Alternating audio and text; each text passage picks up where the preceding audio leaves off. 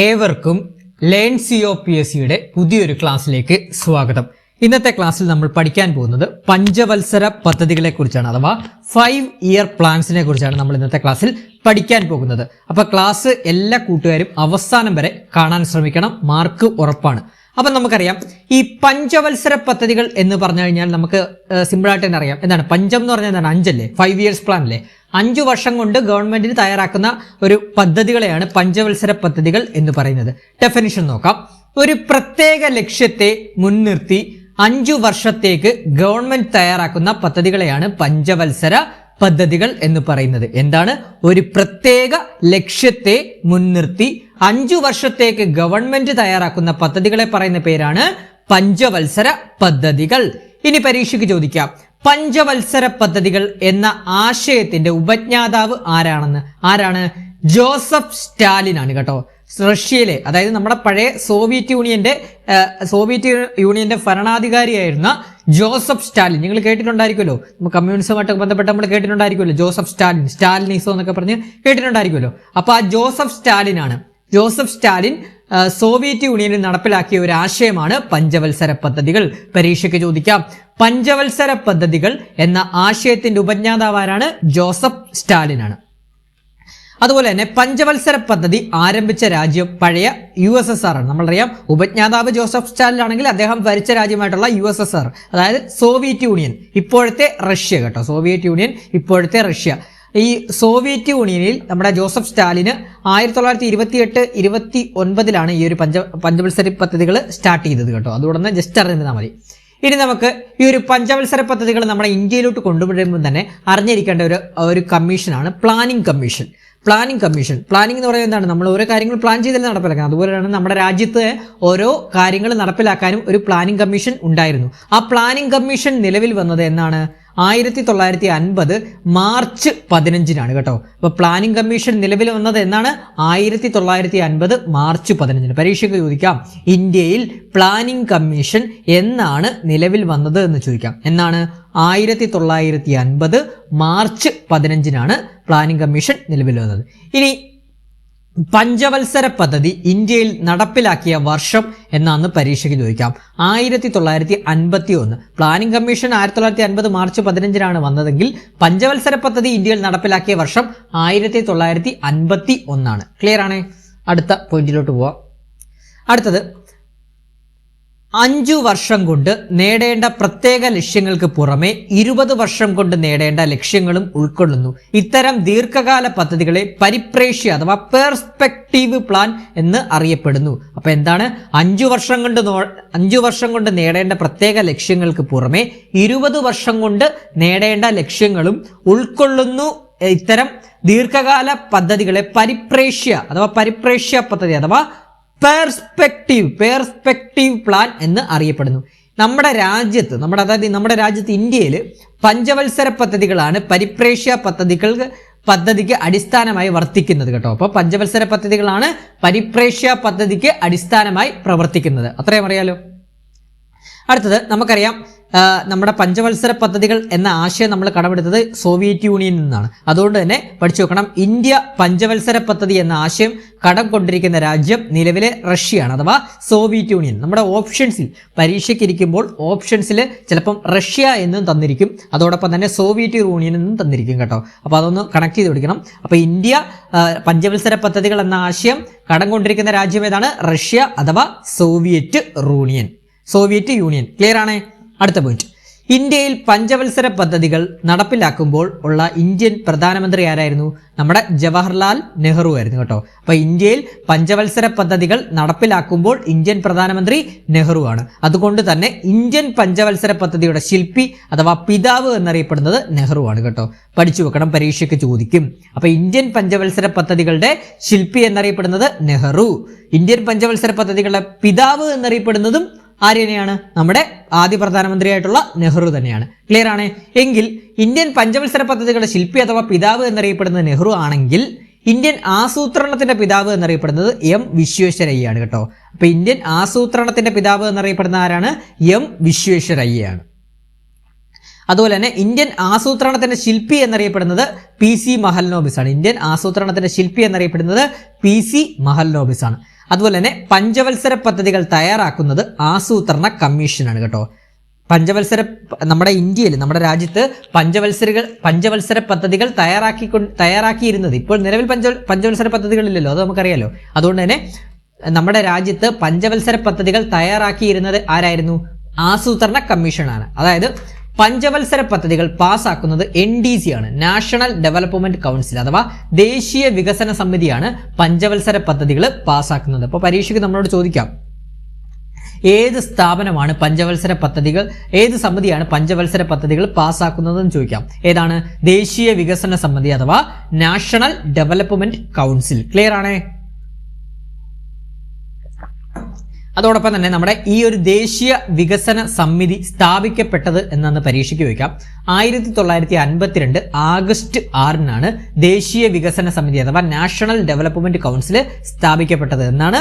1952 August 6 ഈ ദേശീയ വികസന സമിതി ഒരു സ്റ്റാറ്റ്യൂട്ടറി ബോഡിയായാണ് ഇത് സ്ഥാപിച്ചത് കേട്ടോ. ഒരു സ്റ്റാറ്റ്യൂട്ടറി ബോഡിയായിട്ടാണ് ഇത് സ്ഥാപിച്ചത്.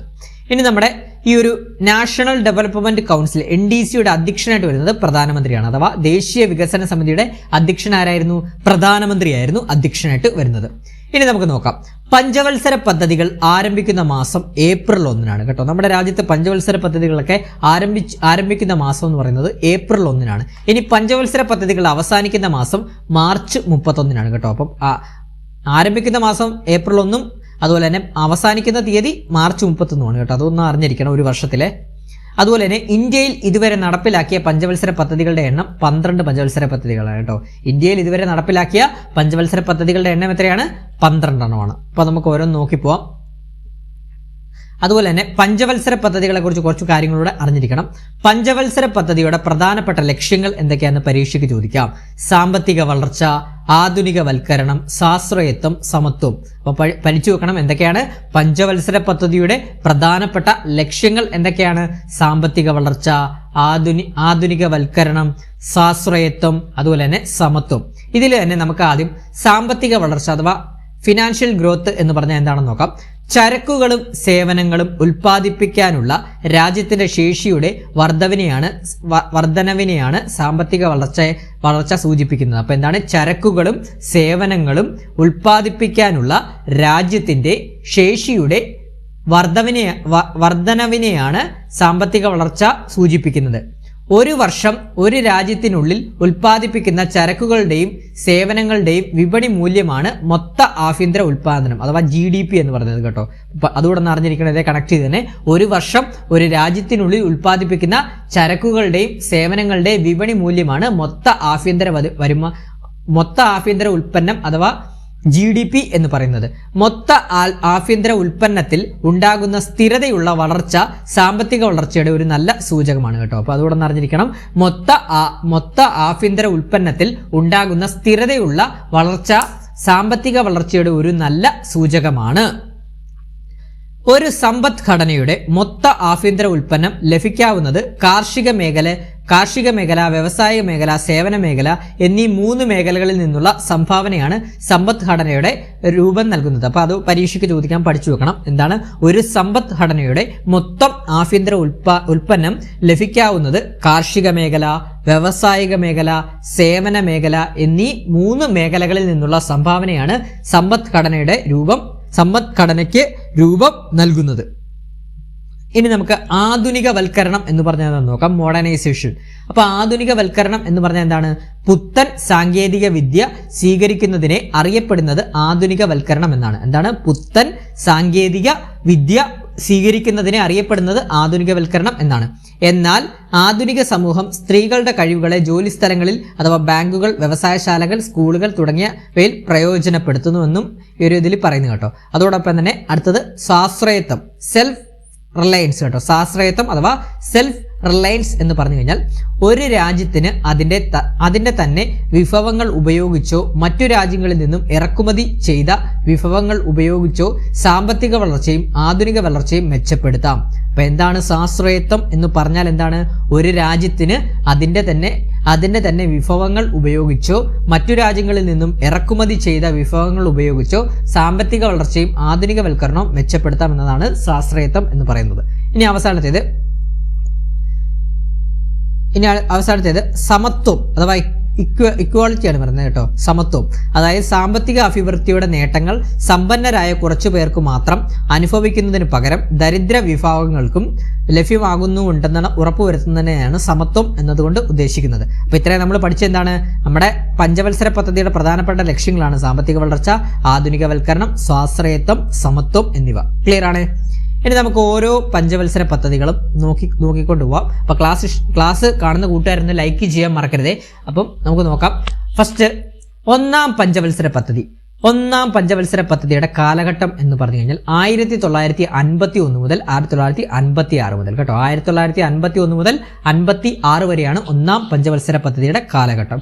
അപ്പോൾ നമുക്ക് നോക്കാം ഒന്നാം പഞ്ചവത്സര പദ്ധതിയുടെ കാര്യങ്ങൾ നോക്കാം. ഫസ്റ്റ് തന്നെ ഒന്നാം പഞ്ചവത്സര പദ്ധതിയുടെ രേഖ എന്ന് പറയുന്നത് ഇന്ത്യൻ ആസൂത്രണത്തിന്റെ കേന്ദ്ര ലക്ഷ്യം ജനങ്ങളുടെ ജീവിത നിലവാരം ഉയർത്തുകയും സമ്പന്നവും വൈവിധ്യവുമാർന്ന ജീവിതത്തിനായി പുതിയ അവസരങ്ങൾ തുറന്നു കൊടുക്കുകയും ചെയ്യുന്ന വികസന പ്രക്രിയകൾക്ക് തുടക്കം കുറിക്കുക എന്നതാണ് കേട്ടോ. അപ്പോൾ അത് പരീക്ഷയ്ക്ക് ചിലപ്പം ചോദിക്കാം കേട്ടോ, പരീക്ഷയ്ക്ക് ചോദിക്കാം. അപ്പോൾ പഠിച്ചു വെക്കണം. ഒന്നാം പഞ്ചവത്സര പദ്ധതിയുടെ രേഖ എന്ന് പറഞ്ഞാൽ എന്താണ്? ഇന്ത്യൻ ആസൂത്രണത്തിന്റെ കേന്ദ്ര ലക്ഷ്യം ജനങ്ങളുടെ ജീവിത നിലവാരം ഉയർത്തുകയും സമ്പന്നവും വൈവിധ്യവുമാർന്ന ജീവിതത്തിനായി പുതിയ അവസരങ്ങൾ തുറന്നു കൊടുക്കുകയും ചെയ്യുന്ന വികസന പ്രക്രിയകൾക്ക് തുടക്കം കുറിക്കുക എന്നതാണ് ഒന്നാം പഞ്ചവത്സര പദ്ധതിയുടെ രേഖയായിട്ട് വരുന്നത്. ക്ലിയർ ആണ്? അടുത്ത പോയിന്റ്, ഒന്നാം പഞ്ചവത്സര പദ്ധതി പാർലമെന്റിൽ അവതരിപ്പിച്ചതാരാണ്? നമ്മുടെ ആദ്യ പ്രധാനമന്ത്രിയായിട്ടുള്ള ജവഹർലാൽ നെഹ്റു ആണ് കേട്ടോ. ഒന്നാം പഞ്ചവത്സര പദ്ധതി പാർലമെന്റിൽ അവതരിപ്പിച്ചത് ജവഹർലാൽ നെഹ്റു ആണ്. ആദ്യ പഞ്ചവത്സര പദ്ധതിയുടെ മുദ്രാവാക്യം എന്താണ്? കാർഷിക വികസനം എന്നതായിരുന്നു കേട്ടോ. പരീക്ഷയ്ക്ക് ചോദിക്കാം. ഒന്നാം പഞ്ചവത്സര പദ്ധതിയുടെ മുദ്രാവാക്യം എന്തായിരുന്നു എന്ന് ചോദിക്കാം. എന്താണ്? കാർഷിക വികസനം എന്നതായിരുന്നു ഒന്നാം പഞ്ചവത്സര പദ്ധതിയുടെ പ്രധാന മുദ്രാവാക്യം. 1951 ഏപ്രിൽ 1 ഒന്നാം പഞ്ചവത്സര പദ്ധതി ആരംഭിച്ചത്. 1951 ഏപ്രിൽ 1 നമ്മുടെ എന്താണ് ഒന്നാം പഞ്ചവത്സര പദ്ധതി ആരംഭിച്ചത്. ഒന്നാം പഞ്ചവത്സര പദ്ധതിയുടെ മുദ്രാവാക്യം കാർഷിക വികസനം. ആരംഭിച്ചത് 1951 ഏപ്രിൽ 1. ക്ലിയർ ആണ്? ഇനി നമുക്ക് നോക്കാം. ഇന്ത്യയിൽ വൻകിട ജലസേചന പദ്ധതികൾ ആരംഭിച്ച പഞ്ചവത്സര പദ്ധതിയാണ് ഒന്നാം പഞ്ചവത്സര പദ്ധതി. പരീക്ഷയ്ക്ക് ചോദിക്കാം. അപ്പൊ എന്താണ്? ഇന്ത്യയിൽ നമ്മുടെ രാജ്യത്ത് വൻകിട ജലസേചന പദ്ധതികൾ ആരംഭിച്ച പഞ്ചവത്സര പദ്ധതിയാണ് ഒന്നാം പഞ്ചവത്സര പദ്ധതി. ആദ്യത്തെ ഇന്ത്യൻ പഞ്ചവത്സര പദ്ധതിയിൽ പ്രഥമ പരിഗണന ലഭിച്ചത് എന്തിനായിരുന്നു? കൃഷിയായിരുന്നു കേട്ടോ. കൃഷിയും ജലവികസനമാണെങ്കിലും ഫസ്റ്റ് കൃഷിയും ജലവികസനത്തിനുമാണ് പരിഗണന ലഭിച്ചതെങ്കിലും ആദ്യ പരിഗണന പ്രഥമ പരിഗണന കൃഷിക്കായിരുന്നു കേട്ടോ. അപ്പോൾ പഠിച്ചു വെക്കണം. ആദ്യത്തെ ഇന്ത്യൻ പഞ്ചവത്സര പദ്ധതിയിൽ പ്രഥമ പരിഗണന ലഭിച്ചത് എന്തിനായിരുന്നു? കൃഷിക്കായിരുന്നു കേട്ടോ.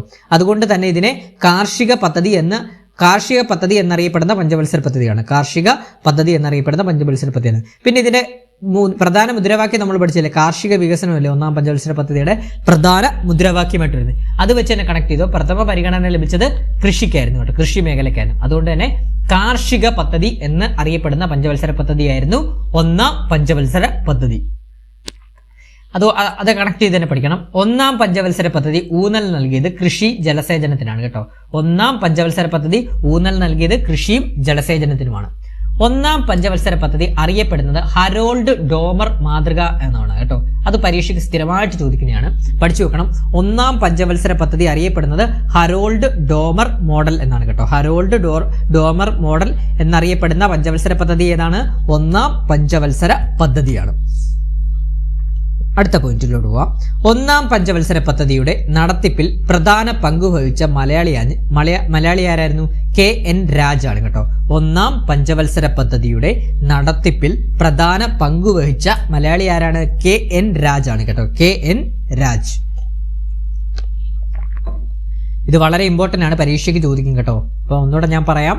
ഒന്നാം പഞ്ചവത്സര പദ്ധതി അറിയപ്പെടുന്നത് Harold Domar model Harold Domar മാതൃക അഥവാ ഹരോൾഡ് ഡോമർ മോഡൽ എന്നാണ് ഒന്നാം പഞ്ചവത്സര പദ്ധതി അറിയപ്പെടുന്നത്. എന്നാൽ ഒന്നാം പഞ്ചവത്സര പദ്ധതിയുടെ നടത്തിപ്പിൽ പ്രധാന പങ്കുവഹിച്ച മലയാളി ആരാണ്? KN രാജ് ആണ് കേട്ടോ. KN രാജ്. ഒന്നാം പദ്ധതിയുടെ ഉപാധ്യക്ഷൻ ഗുൽസാരിലാൽ നന്ദിയായിരുന്നു കേട്ടോ. ഗുൽസാരിലാൽ നന്ദയാണ് കേട്ടോ. അപ്പോൾ ഒന്നാം പഞ്ചവത്സര പദ്ധതിയുടെ ഉപാധ്യക്ഷൻ ആരാണ്? ഗുൽസാരിലാൽ നന്ദയായിരുന്നു. ഇന്ത്യ ആദ്യ 2 ദശകങ്ങളിൽ സാവധാനം മുന്നേറണമെന്നും ദ്രുതഗതിയിലുള്ള വികസനം ജനാധിപത്യത്തെ അപകടത്തിലാക്കുമെന്നും വാദിച്ചതാരാണ്? KN രാജാണ്. പരീക്ഷയ്ക്ക് വളരെ ഇമ്പോർട്ടന്റ് ആണ്. ഇങ്ങനെ വാദിച്ചതാരാന്ന് പരീക്ഷയ്ക്ക് ചോദിക്കാം. ഒന്നുകൂടെ പറയാം. ഇന്ത്യ ആദ്യ 2 ദശകങ്ങളിൽ സാവധാനം മുന്നേറണമെന്നും ദ്രുതഗതിയിലുള്ള വികസനം ജനാധിപത്യത്തെ അപകടത്തിലാക്കുമെന്നും വാദിച്ചത് ആരാണ്? KN രാജ്. മലയാളിയായിട്ടുള്ള KN രാജാണ്. വളരെ ഇമ്പോർട്ടന്റ് ആണ്. ഞാൻ ഒന്നുകൂടെ പറയാം, ഇത് മറക്കരുത്. പരീക്ഷയ്ക്ക് 1 മാർക്ക് പ്രതീക്ഷിക്കാം. SCRT ടെസ്റ്റിലും ഉണ്ട്, പ്രതീക്ഷിക്കാം. പഠിച്ചു വെക്കണേ. അപ്പൊ എന്താണ് ഒന്നാം പഞ്ചവത്സര പദ്ധതിയെ കുറിച്ച് പറഞ്ഞു? അദ്ദേഹം വാദിച്ചത് എങ്ങനെയായിരുന്നു? ഇന്ത്യ 2 ദശകങ്ങളിൽ സാവധാനം മുന്നേറണമെന്നും ദ്രുതഗതിയിലുള്ള വികസനം ജനാധിപത്യത്തെ അപകടത്തിലാക്കുമെന്നും വാദിച്ചതാരാണ്? KN രാജ്. മലയാളിയായിട്ടുള്ള KN രാജ്. മറക്കരുതേ, 1 മാർക്ക് ഷുവർ ആണ്. അടുത്ത പോയിന്റിലോട്ട് പോവാം. അതുപോലെ തന്നെ നമ്മുടെ ഒന്നാം പഞ്ചവത്സര പദ്ധതിയുടെ പ്രധാന ലക്ഷ്യം എന്ന് പറഞ്ഞാൽ രാജ്യത്തെ ദാരിദ്ര്യ ചക്രത്തിൽ നിന്ന് മോചിപ്പിക്കുക എന്നതാണ് കേട്ടോ. പ്രധാന ലക്ഷ്യം എന്താണ്? രാജ്യത്തെ ദാരിദ്ര്യ ചക്രത്തിൽ നിന്ന് മോചിപ്പിക്കുക എന്നതാണ്. 1952 ഒക്ടോബർ 2 കമ്മ്യൂണിറ്റി ഡെവലപ്മെന്റ് പ്രോഗ്രാം, കുടുംബാസൂത്രണം എന്നിവ ആവിഷ്കരിച്ചത് ഒന്നാം പഞ്ചവത്സര പദ്ധതിയുടെ കാലഘട്ടത്തിലായിരുന്നു കേട്ടോ. അപ്പോൾ പഠിച്ചു വെക്കണം. 1952 ഒക്ടോബർ 2 കമ്മ്യൂണിറ്റി ഡെവലപ്മെന്റ് പ്രോഗ്രാം, കുടുംബാസൂത്രണം എന്നിവ ആവിഷ്കരിച്ചത് ഒന്നാം പഞ്ചവത്സര പദ്ധതിയുടെ കാലത്താണ്. അപ്പോൾ പരീക്ഷയ്ക്ക് ചോദിക്കാം, കമ്മ്യൂണിറ്റി ഡെവലപ്മെന്റ് പ്രോഗ്രാം, കുടുംബാസൂത്രണം ഒക്കെ നടപ്പിലാക്കിയ പഞ്ചവത്സര പദ്ധതി ഏതാണെന്ന് ചോദിക്കാം. ഏതാണ്? ഒന്നാം പഞ്ചവത്സര പദ്ധതിയാണ്. കമ്മ്യൂണിറ്റി ഡെവലപ്മെന്റ് പ്രോഗ്രാം, കുടുംബാസൂത്രണം എന്നിവ ആവിഷ്കരിച്ചത് ഒന്നാം പഞ്ചവത്സര പദ്ധതിയുടെ കാലത്താണ്. ക്ലിയർ ആണ്? അതുപോലെ തന്നെ കേരളത്തിൽ തോട്ടപ്പള്ളി സ്പിൽവേ 1954 നിർമ്മിച്ചത് ഒന്നാം പഞ്ചവത്സര പദ്ധതിയോട് അനുബന്ധിച്ചാണ്. കേരളത്തിൽ തോട്ടപ്പള്ളി സ്പിൽവേ നിർമ്മിച്ചത് ഒന്നാം പഞ്ചവത്സര പദ്ധതിയോട് അനുബന്ധിച്ചാണ്. 1954. ഇനി യൂണിവേഴ്സിറ്റി ഗ്രാന്റ് കമ്മീഷൻ UGC നിലവിൽ വന്നത് 1953 ഡിസംബർ 28 ഈ ഒരു ഒന്നാം പഞ്ചവത്സര പദ്ധതിയുടെ കാലഘട്ടത്തിലാണ്. പഠിച്ചു വെക്കണം. യൂണിവേഴ്സിറ്റി ഗ്രാന്റ് കമ്മീഷൻ അഥവാ UGC നിലവിൽ വന്നത് 1953 ഡിസംബർ 28 ഇന്ത്യയിലെ പ്രധാനപ്പെട്ട 5 IITകൾ ആരംഭിച്ചത് ഒന്നാം പഞ്ചവത്സര പദ്ധതിയുടെ കാലത്താണ് കേട്ടോ. അപ്പൊ ഇന്ത്യയിലെ പ്രധാനപ്പെട്ട 5 IITകൾ ആരംഭിച്ചത് ഒന്നാം പഞ്ചവത്സര പദ്ധതിയുടെ കാലഘട്ടത്തിലാണ്. ഒന്നാം പഞ്ചവത്സര പദ്ധതി കാലത്ത് നിർമ്മിച്ച പ്രധാന അണക്കെട്ടുകളാണ് ഫക്രാനങ്കൽ, ഹിരാക്കുഡ് കേട്ടോ. പഠിച്ചു വെക്കണം. പരീക്ഷയ്ക്ക് സ്ഥിരമായിട്ട് ചോദിക്കുന്നതാണ്, പഠിക്കണം. എന്താണ്? ഒന്നാം പഞ്ചവത്സര പദ്ധതിയുടെ കാലത്ത് നിർമ്മിച്ച പ്രധാന അണക്കെട്ടുകൾ ഏതൊക്കെയാണ്? ഫക്രാനങ്കലും ഹിരാക്കുഡും. ഒന്നാം പഞ്ചവത്സര പദ്ധതിയുടെ കാലഘട്ടത്തിൽ നിർമ്മിച്ച പ്രധാന അണക്കെട്ടുകൾ ഫക്രാനങ്കൽ അണക്കെട്ടും ഹിരാക്കുഡ് അണക്കെട്ടും. ക്ലിയർ ആണ്? അതുപോലെ തന്നെ അണക്കെട്ടുകൾ ഇന്ത്യയുടെ വികസനത്തിന്റെ മഹാക്ഷേത്രങ്ങളാണ് എന്ന് ജവഹർലാൽ നെഹ്റു ഫക്രാനങ്കൽ അണക്കെട്ടിന്റെ ഉദ്ഘാടന വേളയിലാണ് ഇത്തരത്തിൽ അഭിപ്രായപ്പെട്ടത് കേട്ടോ. അപ്പൊ പരീക്ഷയ്ക്ക് സ്ഥിരമായിട്ട് ചോദിക്കുന്നതാണ് എന്താണ്? അണക്കെട്ടുകൾ ഇന്ത്യയുടെ വികസനത്തിന്റെ മഹാക്ഷേത്രങ്ങളാണെന്ന് ആരാണ് പറഞ്ഞതെന്നൊക്കെ പരീക്ഷയ്ക്ക് ചോദിക്കുന്നത്. ആരാണ്? ജവഹർലാൽ നെഹ്റു ആണ് പറഞ്ഞത്. അപ്പോൾ ജവഹർലാൽ നെഹ്റുവിന്റെ സ്റ്റേറ്റ്മെന്റ് ആയിരുന്നു അണക്കെട്ടുകൾ ഇന്ത്യയുടെ വികസനത്തിന്റെ മഹാക്ഷേത്രങ്ങളാണെന്ന്. ഇത് അദ്ദേഹം പറഞ്ഞത് ഫക്രാനങ്കൽ അണക്കെട്ടിന്റെ ഉദ്ഘാടന വേളയിലാണ് നമ്മുടെ ജവഹർലാൽ നെഹ്റു അഭിപ്രായപ്പെട്ടത്. ക്ലിയർ ആണ്? വളരെ ഇമ്പോർട്ടന്റ് ആണ്, പരീക്ഷയ്ക്ക് ചോദിച്ചിട്ടുള്ളതാണ്, പഠിച്ചു വെക്കണം. ഇനി നമ്മുടെ ഓരോ പഞ്ചവത്സര പദ്ധതിയും ലക്ഷ്യമിട്ട വളർച്ചാ നിരക്കും അത് കൈവരിച്ച നിരക്കും കണക്ക് കൂട്ടാറുണ്ടായിരുന്നു. അതോടൊപ്പം തന്നെ ഒന്നാം പഞ്ചവത്സര പദ്ധതി ലക്ഷ്യമിട്ട വളർച്ചാ നിരക്ക് 2.1% കേട്ടോ. വളർച്ചാ നിരക്ക് 2.1% എന്നാൽ കൈവരിച്ചത് 3.6% കേട്ടോ. പഠിച്ചു വെക്കണം. ഒന്നാം പഞ്ചവത്സര പദ്ധതി ലക്ഷ്യമിട്ട വളർച്ചാ നിരക്ക് 2.1% ആണെങ്കിൽ അത് കൈവരിച്ചത് 3.6% വളർച്ചാ നിരക്ക് കൈവരിച്ചു. അപ്പൊ നല്ലൊരു പഞ്ചവത്സര പദ്ധതിയായിരുന്നു. കാരണം അത് വിജയിച്ചല്ലോ. അപ്പം കുറച്ചുകൂടെ ഇൻക്രീസ് ആയിട്ട് വളർച്ചാ നിരക്ക് കൈവരിച്ചു. അപ്പം അത് തന്നെയാണ് പറയുന്നത്. ദേശീയ വരുമാനം വർദ്ധിപ്പിക്കുന്നതിനുള്ള ശ്രമങ്ങൾ ഉണ്ടായി. വരുമാനം വർദ്ധിപ്പിക്കുന്നതിനുള്ള ശ്രമങ്ങൾ ഉണ്ടായി. വളർച്ചാ പ്രവചനങ്ങളെക്കാൾ മികച്ച പ്രകടനം കാഴ്ചവെച്ച സർക്കാരിന് പദ്ധതി വിജയകരമാണെന്ന് വിലയിരുത്തപ്പെട്ടു. അപ്പം നമുക്ക് തന്നെ കോമൺ ആയിട്ട് മനസ്സിലാക്കുമല്ലോ. എന്താണ് ഒന്നാം പഞ്ചവത്സര പദ്ധതി ലക്ഷ്യമിട്ട വളർച്ചാ നിരക്ക് 2.1% ആണെങ്കിൽ കൈവരിച്ച എത്രയാണ്? 3.6%. അതുകൊണ്ട് തന്നെ എന്താണ്? വളർച്ചാ പ്രവചനങ്ങളെക്കാൾ മികച്ച പ്രകടനം കാഴ്ചവെച്ച കാഴ്ചവെച്ചത് കൊണ്ട് സർക്കാരിന് പദ്ധതി വിജയകരമാണെന്ന് വിലയിരുത്തപ്പെട്ടു. ക്ലിയർ ആണ്. അപ്പോൾ ഒന്നാം പഞ്ചവത്സര പദ്ധതിയുമായി ബന്ധപ്പെട്ട് ഇത്രയും കാര്യങ്ങൾ നിങ്ങൾ അറിഞ്ഞിരിക്കേണ്ടതായിട്ടുണ്ട്, പരീക്ഷയ്ക്ക് ചോദിക്കും. ഇനി നമുക്ക് രണ്ടാം പഞ്ചവത്സര പദ്ധതി നമുക്ക് നോക്കാം. രണ്ടാം പഞ്ചവത്സര പദ്ധതിയുടെ കാലഘട്ടം എന്ന് പറയുന്നത് 1956 മുതൽ 61 വരെയാണ്. രണ്ടാം പഞ്ചവത്സര പദ്ധതിയുടെ കാലഘട്ടം എന്നാണ് 1956 മുതൽ 61 വരെയാണ്. അപ്പൊ നമുക്ക് നോക്കാം. രണ്ടാം പഞ്ചവത്സര പദ്ധതി ഊന്നൽ നൽകിയത് വ്യവസായ മേഖലയ്ക്കാണ് കേട്ടോ, പഠിച്ചു വെക്കണം. നമ്മൾ പഠിച്ചാണ് ഒന്നാം പഞ്ചവത്സര പദ്ധതി ഊന്നൽ നൽകിയതാണ് കൃഷി ജലസേചനമാണ്, കൃഷിക്കും ജലസേചനമാണ്. പ്രഥമ പരിഗണന കൃഷിക്കായിരുന്നു നൽകി ഒന്നാം പഞ്ചവത്സര പദ്ധതി. എന്നാൽ രണ്ടാം പഞ്ചവത്സര പദ്ധതി ഊന്നൽ നൽകിയത് ഏത് വ്യവസായ മേഖലയ്ക്കാണ് കേട്ടോ, വ്യവസായ മേഖലയ്ക്കാണ് രണ്ടാം പഞ്ചവത്സര പദ്ധതി ഊന്നൽ നൽകിയത്. അപ്പൊ നമുക്ക് നോക്കാം. മഹലനോമിസ് മാതൃകയിൽ ആരംഭിച്ച പഞ്ചവത്സര പദ്ധതിയാണ് രണ്ടാം പഞ്ചവത്സര പദ്ധതി. പരീക്ഷയ്ക്ക് ചോദിക്കാം. മഹലനോമിസ് മാതൃക കേട്ടോ, മഹലനോമിസ് മോഡൽ നമ്മൾ പഠിച്ചാണ്. ഒന്നാം പഞ്ചവത്സര പദ്ധതി ഹരോൾഡ് ഡോമർ മാതൃകയാണെങ്കിൽ ഈ രണ്ടാം പഞ്ചവത്സര പദ്ധതി വരുന്നത് മഹലനോമിസ് മാതൃകയാണ് കേട്ടോ. മഹലനോമിസ് മാതൃക പഠിച്ചു വെക്കണം. മഹലനോമിസ് മാതൃകയിൽ ആരംഭിച്ച പഞ്ചവത്സര പദ്ധതിയാണ് രണ്ടാം പഞ്ചവത്സര പദ്ധതി. രണ്ടാം പഞ്ചവത്സര പദ്ധതി. ഇനി നമുക്ക് നോക്കാം. ദേശീയ ഹൈവേ ആക്ട് നിലവിൽ വന്ന അഥവാ നാഷണൽ ഹൈവേ ആക്ട് 1956 നിലവിൽ വന്ന പഞ്ചവത്സര പദ്ധതി കാലഘട്ടമാണ് രണ്ടാം പഞ്ചവത്സര പദ്ധതി. അപ്പോൾ പഠിച്ചു വെക്കണം. രണ്ടാം പഞ്ചവത്സര പദ്ധതി കാലഘട്ടത്തിലാണ് ദേശീയ ഹൈവേ ആക്ട് നിലവിൽ വന്നത് കേട്ടോ. ദേശീയ ഹൈവേ ആക്ട് നിലവിൽ വന്നത് 1956. സോഷ്യലിസത്തിൽ അധിഷ്ഠിതമായ സമൂഹത്തെ വാർത്തെടുക്കുക എന്ന ഉദ്ദേശമുണ്ടായിരുന്ന പഞ്ചവത്സര പദ്ധതിയാണ് രണ്ടാം പഞ്ചവത്സര പദ്ധതി. പരീക്ഷയ്ക്ക് ചോദിക്കുകയോ പഠിച്ചു വെക്കണം. SCRT പോയിന്റ് ആണ്. അപ്പൊ എന്താണ് സോഷ്യലിസത്തിൽ അധിഷ്ഠിതമായ, ഒന്നുകൂടെ പറയാം, സോഷ്യലിസത്തിൽ അധിഷ്ഠിതമായ സമൂഹത്തെ വാർത്തെടുക്കുക എന്ന ഉദ്ദേശമുണ്ടായിരുന്ന പഞ്ചവത്സര പദ്ധതിയായിരുന്നു ഏത്? രണ്ടാം പഞ്ചവത്സര പദ്ധതി. രണ്ടാം പഞ്ചവത്സര പദ്ധതി. അതോടൊപ്പം തന്നെ തൊഴിലില്ലായ്മ കുറയ്ക്കുക എന്ന ലക്ഷ്യം മുന്നോട്ട് വെച്ച പഞ്ചവത്സര പദ്ധതിയായിരുന്നു രണ്ടാം പഞ്ചവത്സര പദ്ധതി. കാര്യം എന്താണ്? ഇതിൽ ഊന്നൽ നൽകിയതാണ് വ്യവസായ മേഖലയാണ്. അപ്പൊ നമുക്കറിയാം വ്യവസായ മേഖലകൾ വന്നു കഴിഞ്ഞാൽ എന്താണ്? തൊഴിലില്ലായ്മ കുറയ്ക്കാൻ പറ്റും, ഒത്തിരി പേർക്ക് തൊഴിൽ കൊടുക്കാൻ സാധിക്കും. അതുകൊണ്ട് തന്നെ തൊഴിലില്ലായ്മ കുറയ്ക്കുക എന്ന ലക്ഷ്യം മുന്നോട്ട് വെച്ച പഞ്ചവത്സര പദ്ധതിയായിരുന്നു രണ്ടാം പഞ്ചവത്സര പദ്ധതി.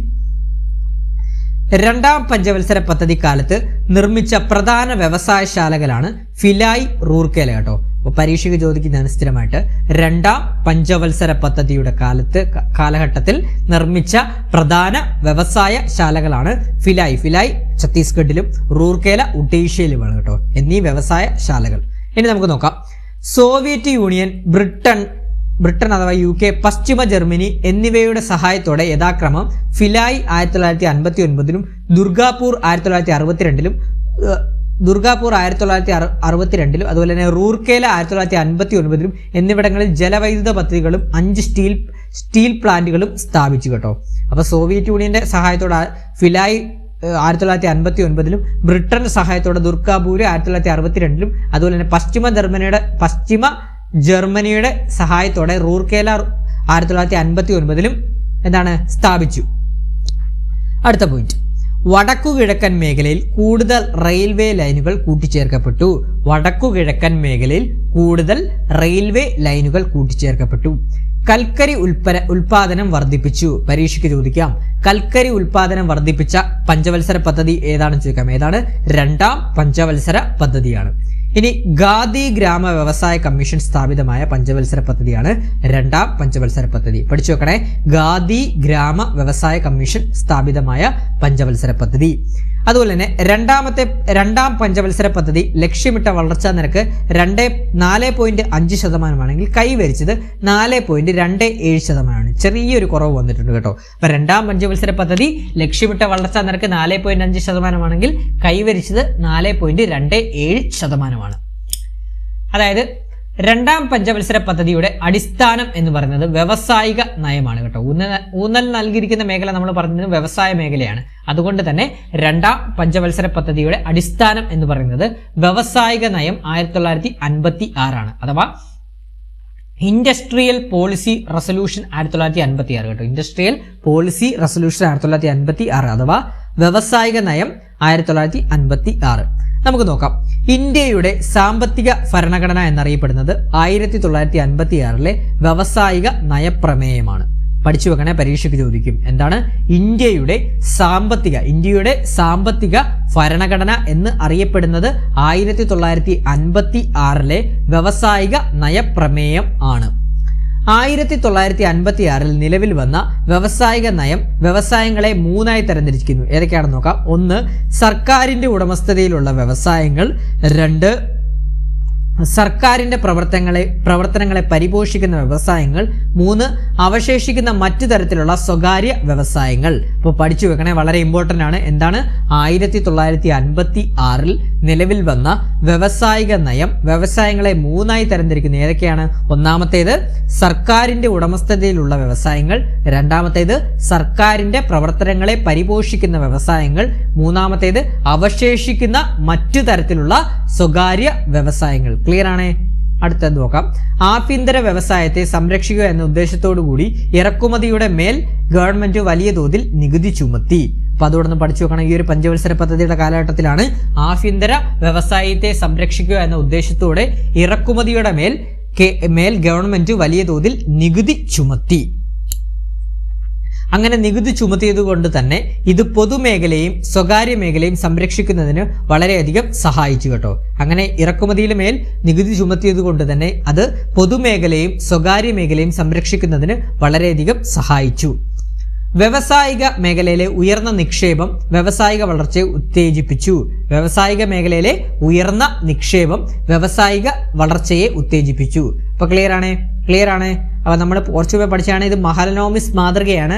നമ്മുടെ എന്താണ് രണ്ടാം പഞ്ചവത്സര പദ്ധതി എന്ന് പറയുന്നത് മഹലനോബിസ് മാതൃകയാണ്. അപ്പൊ നമുക്ക് മഹലനോബിസിനെ കുറിച്ച് നമുക്കൊന്ന് പഠിച്ചു പോകേണ്ടതായിട്ടുണ്ട്. അപ്പൊ അതൊന്ന് ജസ്റ്റ് നമുക്ക് പഠിച്ചു പോവാം. ഇന്ത്യൻ ആസൂത്രണത്തിന്റെ ശില്പിയാണ് പ്രശാന്ത ചന്ദ്ര മഹലനോബിസ് കേട്ടോ, അഥവാ PC മഹലനോബിസ് എന്ന് പറഞ്ഞു കേട്ടോ. അതൊന്ന് പഠിച്ചു വെക്കണേ. അപ്പൊ എന്താണ് ഇന്ത്യൻ ആസൂത്രണത്തിന്റെ ശില്പിയാണ് PC മഹലനോബിസ് അഥവാ പ്രശാന്ത ചന്ദ്ര മഹലനോബിസ്. അപ്പൊ നോക്കാം, അദ്ദേഹത്തെ കുറിച്ച് പറയുവാണെങ്കിൽ 1893 കൽക്കട്ടയിലായിരുന്നു മഹലനോബിസിന്റെ ജനനം. 1893 കൽക്കട്ടയിലായിരുന്നു മഹലനോബിസിന്റെ ജനനം. സാംഖ്യികം അഥവാ സ്റ്റാറ്റിസ്റ്റിക്സ് എന്ന വിഷയത്തിൽ നൽകിയ സംഭാവന അദ്ദേഹത്തെ അന്താരാഷ്ട്ര തലത്തിൽ പ്രശസ്തനാക്കി. പരീക്ഷയ്ക്ക് ചോദിക്കാം, സാംഖ്യികം അഥവാ സ്റ്റാറ്റിസ്റ്റിക്സ് എന്ന വിഷയത്തിൽ നൽകിയ സംഭാവന ആരെയാണ് അന്താരാഷ്ട്ര തലത്തിൽ പ്രശസ്തനാക്കിയെന്ന് ചോദിക്കാം. ആരെയാണ്? പ്രശാന്ത ചന്ദ്ര മഹലനോബിസ്, PB മഹലനോബിസിനെയാണ് കേട്ടോ.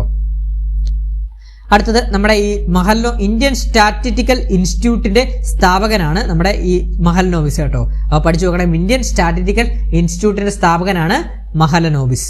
അതുപോലെ തന്നെ പൊതുമേഖലയുടെ സജീവ പങ്കാളിത്തം, ദ്രുതഗതിയിലുള്ള വ്യവസായവൽക്കരണം എന്നിവയുടെ വക്താവ് കൂടിയായിരുന്നു മഹലനോബിസ് കേട്ടോ. അപ്പൊ അതുകൊണ്ടൊന്ന് പഠിച്ചു വെക്കണം. എന്താണ് ഇന്ത്യൻ സ്റ്റാറ്റിസ്റ്റിക്കൽ ഇൻസ്റ്റിറ്റ്യൂട്ടിന്റെ സ്ഥാപകൻ, പൊതുമേഖലയുടെ സജീവ പങ്കാളിത്തം, ദ്രുതഗതിയിലുള്ള വ്യവസായവൽക്കരണം എന്നിവയുടെ വക്താവ് കൂടിയായിരുന്നു പ്രശാന്ത ചന്ദ്ര മഹലനോബിസ്. ക്ലിയർ ആണേ? ഇനി നമുക്ക് അടുത്ത 3ാം പഞ്ചവത്സര പദ്ധതിയിലോട്ട് പോകുന്നതിന് മുമ്പ് ക്ലാസ് ഇഷ്ടപ്പെട്ടെങ്കിൽ ലൈക്ക് ചെയ്യാൻ മറക്കരുതേ.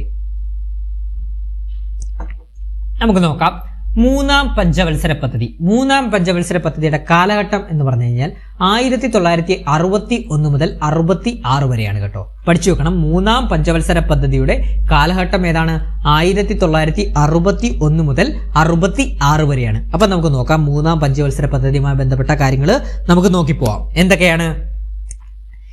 ഇന്ത്യയിൽ ഭക്ഷ്യ ഉൽപാദനവും വ്യവസായിക സ്വാശ്രയത്വവും നേടുക എന്ന ലക്ഷ്യത്തോടെ ആരംഭിച്ച പദ്ധതിയാണ് 3ാം പഞ്ചവത്സര പദ്ധതി. പഠിച്ചു വെക്കണേ. അപ്പൊ എന്താണ്? ഇന്ത്യയിൽ ഭക്ഷ്യ ഉൽപാദനവും വ്യവസായിക സ്വാശ്രയത്വവും നേടുക എന്ന ലക്ഷ്യത്തോടെ ആരംഭിച്ച പദ്ധതിയാണ് 3ാം പഞ്ചവത്സര പദ്ധതി. ക്ലിയർ ആണേ? അതുപോലെ തന്നെ 3ാം പഞ്ചവത്സര പദ്ധതി കാലത്ത് ഇന്ത്യയുടെ സാമ്പത്തിക ഭദ്രയ്ക്ക് കോട്ടമുണ്ടാക്കിയ പ്രശ്നങ്ങളാണ് 1962 ഇന്ത്യ ചൈന യുദ്ധവും 1965 ഇന്ത്യ പാക് യുദ്ധവും. നമുക്കറിയാം, നമ്മൾ പഠിച്ചതാണ്. എന്താണ് 3ാം പഞ്ചവത്സര പദ്ധതിയുടെ കാലഘട്ടം എന്ന് പറയുന്നത് 1961 മുതൽ 66 വരെയാണ്.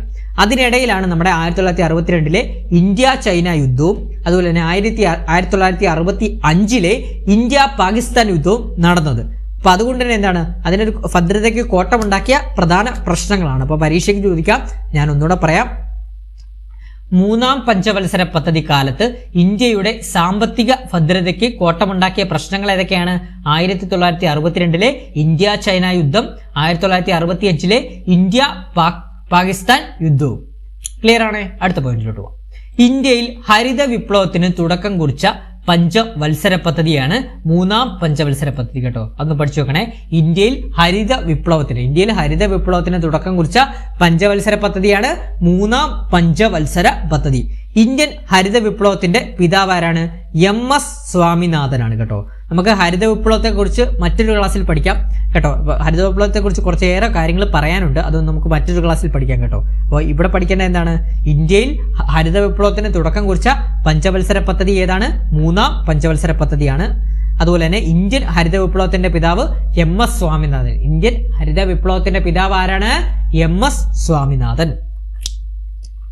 ഇനി നമ്മുടെ മൂന്നാം പഞ്ചവത്സര പദ്ധതി 5.6% വളർച്ച ലക്ഷ്യം വെച്ച മൂന്നാം പദ്ധതിക്ക് പക്ഷേ 2.4% മാത്രമേ വളർച്ച കൈവരിക്കാൻ സാധിച്ചുള്ളൂ. നിങ്ങൾക്ക് അതിന്റെ കാര്യം എന്താണെന്ന് അറിയാം. എന്താണ്? നമ്മൾ ഈ രണ്ട് യുദ്ധങ്ങൾ വരുമ്പോൾ എന്താണ് നമ്മുടെ എക്കണോമി ഓട്ടോമാറ്റിക്കലി ഡൗൺ ആയി പോകും. കാരണം യുദ്ധത്തിന് നമുക്ക് പൈസ ചെലവാക്കേണ്ട ഡിഫൻസിനും കാര്യങ്ങൾക്കൊക്കെ. അതുകൊണ്ട് തന്നെയാണ് വളർച്ച കൈവരിക്കാൻ സാധിക്കാതെ വന്നത് കേട്ടോ. പ്രതീക്ഷിച്ച വളർച്ച കൈവരിക്കാൻ സാധിക്കാതെ വന്നത്. അപ്പോൾ പഠിച്ചു വെക്കണം. മൂന്നാം പഞ്ചവത്സര പദ്ധതി 5.6% വളർച്ച ലക്ഷ്യം വെച്ച മൂന്നാം പദ്ധതിക്ക് പക്ഷേ 2.4% മാത്രമേ വളർച്ച കൈവരിക്കാൻ സാധിച്ചുള്ളൂ. ക്ലിയർ ആണ്?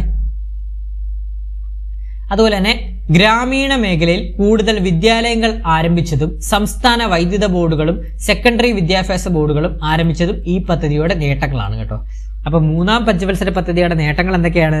ഗ്രാമീണ മേഖലയിൽ കൂടുതൽ വിദ്യാലയങ്ങൾ ആരംഭിച്ചതും സംസ്ഥാന വൈദ്യുത ബോർഡുകളും സെക്കൻഡറി വിദ്യാഭ്യാസ ബോർഡുകളും ആരംഭിച്ചതും ഈ ഒരു പദ്ധതിയുടെ മൂന്നാം പഞ്ചവത്സര പദ്ധതിയുടെ നേട്ടങ്ങളായിട്ട് വരുന്നതാണ്. ഇനി മൂന്നാം പഞ്ചവത്സര പദ്ധതി ജോൺ സാൻഡിയുടെയും സുഗമോയ് ചക്രവർത്തിയുടെയും മാതൃകയെ അടിസ്ഥാനമാക്കിയുള്ളതായിരുന്നു കേട്ടോ. അതൊന്ന് പഠിച്ചു വെക്കണേ. മൂന്നാം പഞ്ചവത്സര പദ്ധതി ജോൺ സാൻഡിയുടെയും സുഗമോയ് ചക്രവർത്തിയുടെയും മാതൃകയെ അടിസ്ഥാനമാക്കി ഉള്ളതായിരുന്നു. അതുപോലെ തന്നെ നമ്മുടെ അടുത്തൊരു പഞ്ചവത്സര പദ്ധതികൾക്ക് വരുന്നതിന് മുമ്പ് തന്നെ എന്താണ് പ്ലാൻ ഹോളിഡേ ഇന്ത്യ പ്രഖ്യാപിച്ചിരുന്നു. അതായത് പ്ലാൻ ഹോളിഡേ എന്ന് പറയുന്നത് 1966 മുതൽ 69 വരെ നമ്മുടെ ഇന്ത്യയിൽ പ്ലാൻ ഹോളിഡേ ആയിരുന്നു. അപ്പൊ എന്താണ് നോക്കാം. ഇന്ത്യയിൽ പ്ലാൻ ഹോളിഡേ പ്രഖ്യാപിച്ചത് 1966 മുതൽ 69 വരെയാണ്. അതായത് മൂന്നാം പഞ്ചവത്സര പദ്ധതിയുടെ പരാജയത്തെ തുടർന്നാണ് പ്ലാൻ ഹോളിഡേ ഇന്ത്യയിൽ പ്രഖ്യാപിച്ചത്. മൂന്നാം പഞ്ചവത്സര പദ്ധതിയുടെ പരാജയത്തെ തുടർന്ന് പ്ലാൻ ഹോളിഡേ ഇന്ത്യയിൽ പ്രഖ്യാപിച്ചു 1966 മുതൽ 69 വരെ. ഇനി നമുക്ക് നോക്കാം. മൂന്നാം പഞ്ചവത്സര പദ്ധതിക്ക് ശേഷം വന്ന സാമ്പത്തിക പ്രശ്നങ്ങൾ ഏറെക്കുറെ പരിഹരിക്കപ്പെട്ടത് 3 വാർഷിക പദ്ധതികളിലൂടെയാണ് കേട്ടോ. അതിനാണ് പ്ലാൻ ഹോളിഡേ വെച്ചത് കേട്ടോ. അപ്പൊ എന്താണ്? മൂന്നാം പഞ്ചവത്സര പദ്ധതിക്ക് ശേഷം വന്ന സാമ്പത്തിക പ്രശ്നങ്ങൾ ഏറെക്കുറെ പരിഹരിക്കപ്പെട്ടത് 3 വാർഷിക പദ്ധതികളിലൂടെയാണ്. പ്ലാൻ ഹോളിഡേ പ്രഖ്യാപിച്ച് വാർഷിക പദ്ധതികൾ നടപ്പിലാക്കിയ പ്രധാനമന്ത്രി ഇന്ദിരാഗാന്ധി ആയിരുന്നു കേട്ടോ. പഠിച്ചു വെക്കണേ. പ്ലാൻ ഹോളിഡേ പ്രഖ്യാപിച്ച് വാർഷിക പദ്ധതികൾ നടപ്പിലാക്കിയ പ്രധാനമന്ത്രി ഇന്ദിരാഗാന്ധിയായിരുന്നു. ഇനി അടുത്ത പഞ്ചവത്സര പദ്ധതിയാണ് നാലാം പഞ്ചവത്സര പദ്ധതി. നമുക്ക് നോക്കാം. പ്ലാൻ ഹോളിഡേ കഴിഞ്ഞു, അതിനുശേഷം നാലാം പഞ്ചവത്സര പദ്ധതി വന്നു. നാലാം പഞ്ചവത്സര പദ്ധതിയുടെ കാലഘട്ടം എന്ന് പറയുന്നത് 1969 മുതൽ 74 വരെ. 1969 മുതൽ 1974 വരെയായിരുന്നു നാലാം പഞ്ചവത്സര പദ്ധതിയുടെ കാലഘട്ടം. അപ്പൊ നമുക്ക് നോക്കാം. നാലാം പഞ്ചവത്സര പദ്ധതി സമയത്തെ ഇന്ത്യൻ പ്രധാനമന്ത്രി ഇന്ദിരാഗാന്ധി ആയിരുന്നു. അപ്പൊ നാലാം പഞ്ചവത്സര പദ്ധതി സമയത്തെ ഇന്ത്യൻ പ്രധാനമന്ത്രി ആരായിരുന്നു? ഇന്ദിരാഗാന്ധിയായിരുന്നു. നാലാം പഞ്ചവത്സര പദ്ധതി ഊന്നൽ നൽകുന്നത് ദുർബല വിഭാഗങ്ങളുടെ ഉന്നമനത്തിനാണ് കേട്ടോ. പാവപ്പെട്ടവരുടെ ഉന്നമനത്തിനാണ്. അപ്പൊ എന്താണ്? നാലാം പഞ്ചവത്സര പദ്ധതി ഊന്നൽ നൽകുന്നത് ആർക്കായിരുന്നു? ദുർബല വിഭാഗങ്ങളുടെ ഉന്നമനത്തിനാണ്. നാലാം പഞ്ചവത്സര പദ്ധതി കാലത്ത് ഇന്ദിരാഗാന്ധി ഗവൺമെന്റ് ദേശസാൽക്കരിച്ച ബാങ്കുകളുടെ എണ്ണം 14 എണ്ണമാണ്. അറിഞ്ഞിരിക്കണേ. അപ്പൊ നാലാം പഞ്ചവത്സര പദ്ധതി കാലത്താണ് ഇന്ദിരാഗാന്ധി ഗവൺമെന്റ് ബാങ്കുകളെ ദേശസാൽക്കരിച്ചത്. എത്ര ബാങ്കുകളെയാണ് ആദ്യം ദേശസാൽക്കരിച്ചത്? 14 ബാങ്കുകളെയാണ് ഇന്ദിരാഗാന്ധി നാലാം പഞ്ചവത്സര പദ്ധതിയുടെ കാലഘട്ടത്തിൽ ദേശസാൽക്കരിച്ചത്, അഥവാ നാഷണലൈസ്ഡ് ആക്കിയത്. അടുത്ത പോയിന്റ് നോക്കാം. ഗാഡ്ഗിൽ മോഡൽ പദ്ധതി പിന്തുടരുന്ന പഞ്ചവത്സര പദ്ധതി 4ാം പഞ്ചവത്സര പദ്ധതിയാണ് കേട്ടോ. പരീക്ഷയ്ക്ക് ചോദിക്കാം കേട്ടോ. അപ്പം മാധവ് ഗാഡ്ഗിലില്ലേ, ഗാഡ്ഗിൽ മോഡൽ പദ്ധതി പിന്തുടരുന്ന പഞ്ചവത്സര പദ്ധതി ഏതാണെന്ന് ചോദിക്കാം. ഏതാണ്? 4ാം പഞ്ചവത്സര പദ്ധതിയാണ്. എന്നാൽ നമ്മുടെ PSC പരീക്ഷകളിൽ ഉത്തരപ്രകാരം ഗാഡ്ഗിൽ യോജന 3ാം പഞ്ചവത്സര പദ്ധതിയിലാണ് നിലവിൽ വന്നത് എന്നാണ് കൊടുത്തിരിക്കുന്നത് കേട്ടോ. അപ്പൊ ഗാഡ്ഗിൽ യോജന 3ാം പഞ്ചവത്സര പദ്ധതിയിലും ഗാഡ്ഗിൽ മോഡൽ പദ്ധതി പിന്തുടരുന്നത് 4ാം പഞ്ചവത്സര പദ്ധതി കാലഘട്ടത്തിലും ആയിരുന്നു.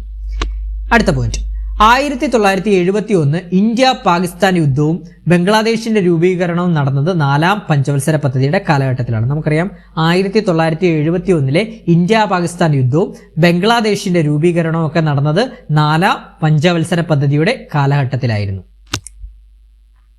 സാമ്പത്തികമായും സാങ്കേതികമായും നിക്ഷേപങ്ങളിലും സ്വാശ്രയത്വം നേടുക എന്നതായിരുന്നു 4ാം പഞ്ചവത്സര പദ്ധതിയുടെ പ്രധാന ലക്ഷ്യം. എന്തായിരുന്നു? സാമ്പത്തികമായും സാങ്കേതിക നിക്ഷേപങ്ങളിലും സ്വാശ്രയത്വം നേടുക എന്നതായിരുന്നു 4ാം പഞ്ചവത്സര പദ്ധതിയുടെ പ്രധാന ലക്ഷ്യമായിട്ട് വന്നിരുന്നത്. പാലുൽപാദനം വർദ്ധിപ്പിക്കുന്നതിനായി ഓപ്പറേഷൻ ഫ്ലഡ് ആരംഭിച്ച പഞ്ചവത്സര പദ്ധതിയാണ് 4ാം പഞ്ചവത്സര പദ്ധതി. നമുക്കറിയാം ധവള വിപ്ലവം ഒക്കെ നടന്നത് ഈ ഒരു പഞ്ചവത്സര പദ്ധതിയുടെ കാലഘട്ടത്തിലാണ്. അപ്പോൾ പഠിച്ചു നോക്കണം. പാലുൽപാദനം വർദ്ധിപ്പിക്കുന്നതിനായി ഓപ്പറേഷൻ ഫ്ലഡ് ആരംഭിച്ച പഞ്ചവത്സര പദ്ധതിയാണ് 4ാം പഞ്ചവത്സര പദ്ധതി. അതുപോലെ തന്നെ 4ാം പഞ്ചവത്സര പദ്ധതി നടപ്പിലാക്കിയതാണ് നാഷണൽ ഡയറി ഡെവലപ്മെന്റ് ബോർഡ് കേട്ടോ. അപ്പോൾ പഠിച്ചു വെക്കണം. നാഷണൽ ഡയറി ഡെവലപ്മെന്റ് ബോർഡൊക്കെ നിലവിൽ വന്നത് 4ാം പഞ്ചവത്സര പദ്ധതിയുടെ കാലഘട്ടത്തിലാണ്. 4ാം പഞ്ചവത്സര പദ്ധതി ലക്ഷ്യമിട്ട വളർച്ചാ നിരക്ക് 5.6%. കൈവരിച്ച വളർച്ചാ നിരക്ക് എന്ന് പറഞ്ഞാൽ 3.3%. കാര്യം എന്താണ്? ഇവിടെ ഈ ഒരു പഞ്ചവത്സര പദ്ധതിയുടെ കാലഘട്ടത്തിലും ഒരു യുദ്ധം നടന്നിരുന്നു. ഇന്ത്യ പാകിസ്ഥാൻ യുദ്ധവും ബംഗ്ലാദേശിന്റെ രൂപീകരണവുമായിട്ട് ബന്ധപ്പെട്ട യുദ്ധം നടന്നുകൊണ്ട് തന്നെ നമുക്ക് പ്രതീക്ഷിച്ച വളർച്ച കൈവരിക്കാൻ സാധിച്ചില്ല കേട്ടോ. അപ്പൊ അതൊന്ന് പഠിച്ചു നോക്കണം. 4ാം പഞ്ചവത്സര പദ്ധതി ലക്ഷ്യമിട്ട വളർച്ചാ നിരക്ക് 5.6% ആണെങ്കിൽ കൈവരിച്ച വളർച്ചാ നിരക്ക് 3.3% മാത്രമാണ്. ക്ലിയർ ആണേ? ഇനി നമുക്ക് 5ാമത്തെ പഞ്ചവത്സര പദ്ധതിയിലോട്ട് പോവാം. 5ാം പഞ്ചവത്സര പദ്ധതി. ഒരു മിനിറ്റ് നോക്കാം. 5ാം പഞ്ചവത്സര പദ്ധതിയുടെ കാലഘട്ടം എന്ന് പറയുന്നത് 1974 മുതൽ 78 വരെയാണ് കേട്ടോ. പഠിച്ചു വെക്കണം. 5ാം പഞ്ചവത്സര പദ്ധതി കാലഘട്ടം 1974 മുതൽ 78 വരെയാണ്. 5ാം പഞ്ചവത്സര പദ്ധതിയുടെ പ്രധാന ലക്ഷ്യം എന്താണ്? ദാരിദ്ര്യ നിർമ്മാർജ്ജനമാണ് കേട്ടോ. പഠിച്ചു വെക്കണേ, ഇമ്പോർട്ടൻ്റ് ആണ്. 5ാം പഞ്ചവത്സര പദ്ധതിയുടെ പ്രധാന ലക്ഷ്യം ദാരിദ്ര്യ നിർമ്മാർജ്ജനമാണ്. മറ്റ് ലക്ഷ്യങ്ങളായിട്ട് വന്നത് കാർഷിക വൃദ്ധിയിലും പ്രതിരോധ മേഖലയിലും സ്വാശ്രയത്വം നേടുക എന്നതാണ്. അപ്പൊ ഇത്തരം കാര്യങ്ങളൊന്ന് പഠിച്ചു വെക്കണം. 5ാം പഞ്ചവത്സര പദ്ധതിയുടെ പ്രധാന ലക്ഷ്യം ദാരിദ്ര്യ നിർമ്മാർജ്ജനമാണ്. പരീക്ഷയ്ക്ക് ഇതായിരിക്കും ചോദിച്ചിട്ടുള്ളതും ഇതാണ്. 5ാം പഞ്ചവത്സര പദ്ധതിയുടെ പ്രധാന ലക്ഷ്യം എന്താണ്? ദാരിദ്ര്യ നിർമ്മാർജ്ജനമാണെങ്കിലും മറ്റ് ലക്ഷ്യങ്ങളായിട്ട് വന്നിട്ടുള്ളത് കാർഷിക വൃദ്ധിയിലും പ്രതിരോധ മേഖലയിലും സ്വാശ്രയത്വം നേടുക എന്നത് മറ്റ് ലക്ഷ്യമായിട്ട് വന്നിട്ടുണ്ട്. പ്രധാന ലക്ഷ്യം ദാരിദ്ര്യ നിർമ്മാർജ്ജനം ആയിരുന്നു. നമുക്ക് നോക്കാം. 5ാം പഞ്ചവത്സര പദ്ധതി തയ്യാറാക്കിയത് DP ദാർ ആണ് കേട്ടോ. 5ാം പഞ്ചവത്സര പദ്ധതി തയ്യാറാക്കിയത് ആരാണ്? DP ദാർ ആണ്. അതുപോലെ തന്നെ വൈദ്യുത വിതരണ നിയമം ഭേദഗതി ചെയ്ത വർഷം 1975 കേട്ടോ. വൈദ്യുതി വിതരണ നിയമം ഭേദഗതി ചെയ്ത വർഷം 1975. ഇന്ദിരാഗാന്ധിയുടെ പ്രശസ്തമായ ഗരീബി ഹഠാവോ എന്ന മുദ്രാവാക്യം ബന്ധപ്പെട്ടിരിക്കുന്നത് ആരുമായിട്ടാണ്? 5ാം പഞ്ചവത്സര പദ്ധതിയുമായി ബന്ധപ്പെട്ടാണ്. ഇന്ദിരാഗാന്ധി എന്നാണ് എഴുതിയത്, ടൈപ്പ് ചെയ്തപ്പം തെറ്റിപ്പോയതാണ് കേട്ടോ, ക്ഷമിക്കണേ. അപ്പം പഠിച്ചു വെക്കണം. എന്താണ്? ഇന്ദിരാഗാന്ധിയുടെ പ്രശസ്തമായ ഗരീബി ഹഠാവോ എന്ന മുദ്രാവാക്യം ബന്ധപ്പെട്ടിരിക്കുന്നത് 5ാം പഞ്ചവത്സര പദ്ധതിയിലാണ് കേട്ടോ. അപ്പോൾ പഠിച്ചത് ഗരീബി ഹഠാവോ എന്ന് പറഞ്ഞാൽ ദാരിദ്ര്യ നിർമ്മാർജ്ജനം ഒക്കെ ഉന്മൂലനം ചെയ്യുക എന്നതാണ് കേട്ടോ. അപ്പം ഞാൻ ഒന്നുകൂടെ പറയാം, വളരെ ഇമ്പോർട്ടൻ്റ് ആണ്, PYQ ചോദിച്ചതാണ്. ഒന്നുകൂടെ പറയാൻ പഠിച്ചു വെക്കണം. എന്താണ്? ഇന്ദിരാഗാന്ധിയുടെ പ്രശസ്തമായ ഗരീബി ഹഠാവോ എന്ന മുദ്രാവാക്യം ബന്ധപ്പെട്ടിരിക്കുന്നത് എന്തുമായിട്ടാണ്? 5ാം പഞ്ചവത്സര പദ്ധതിയുമായിട്ടാണ് ബന്ധപ്പെട്ടിരിക്കുന്നത്. ഗരീബി ഹഠാവോ 5ാം പഞ്ചവത്സര പദ്ധതി. കണക്ട് ചെയ്തോണേ. അടുത്ത പോയിന്റ്, ജോലിക്ക് കൂലി ഭക്ഷണം എന്ന പദ്ധതി ആരംഭിച്ചത് ഏത് പഞ്ചവത്സര പദ്ധതി കാലഘട്ടത്തിലാണ്? 5ാം പഞ്ചവത്സര പദ്ധതിയുടെ കാലഘട്ടത്തിലാണ്. പഠിച്ചു വെക്കണേ. എന്താണ്? ജോലിക്ക് കൂലി ഭക്ഷണം എന്ന പദ്ധതി ആരംഭിച്ചത് ഏത് പഞ്ചവത്സര പദ്ധതി കാലഘട്ടത്തിലാണ്? 5ാം പഞ്ചവത്സര പദ്ധതിയുടെ കാലഘട്ടത്തിലാണ്. അടുത്ത പോയിന്റ്, കാർഷികോൽപ്പന്നവും ജലവിതരണവും ലക്ഷ്യമാക്കിക്കൊണ്ട് കമാൻഡ് ഏരിയ ഡെവലപ്മെന്റ് പദ്ധതി ആരംഭിച്ച പഞ്ചവത്സര പദ്ധതി കൂടിയാണ് 5ാം പഞ്ചവത്സര പദ്ധതി. എന്താണ്? കാർഷികോൽപാദനവും ജലവിതരണവും ലക്ഷ്യമാക്കിക്കൊണ്ട് കമാൻഡ് ഏരിയ ഡെവലപ്മെന്റ് പദ്ധതി ആരംഭിച്ച പഞ്ചവത്സര പദ്ധതിയാണ്. ഇന്ത്യയിൽ 20 പരിപാടികൾ ആരംഭിച്ചത് ഇന്ദിരാഗാന്ധിയാണ് കേട്ടോ. 1975 കേട്ടോ. അതോടൊന്ന് പഠിച്ചു വെക്കണേ.